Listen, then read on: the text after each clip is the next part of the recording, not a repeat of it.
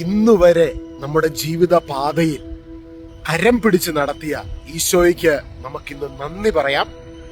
ചിലപ്പോൾ ഇന്ന് ചില വിഷയങ്ങൾ ഫേസ് ചെയ്യുന്നുണ്ടായിരിക്കും, പക്ഷെ ഇന്നു വരെ നമ്മളെ നടത്തിയ ദൈവം വഴി നടത്തിയതിന്റെ ആ ബെനഫിറ്റ്സ് മറന്നു പോകരുത്.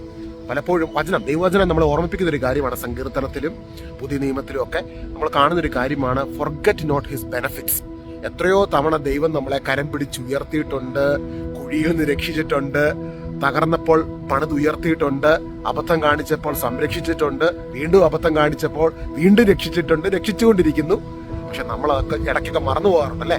ഇന്ന് എന്തെങ്കിലും ഒരു വിഷയത്തിലൂടെ കടന്നു പോവുകയാണെങ്കിൽ, നല്ല കാറ്റാണല്ലോ, പരിശുദ്ധാത്മാവിന്റെ ശക്തിയായിട്ട് ഞാൻ വിശ്വസിക്കുകയാണ്. ഞാൻ പറയുന്ന ഒരു കാര്യം ശ്രദ്ധിച്ചു കേൾക്കണം.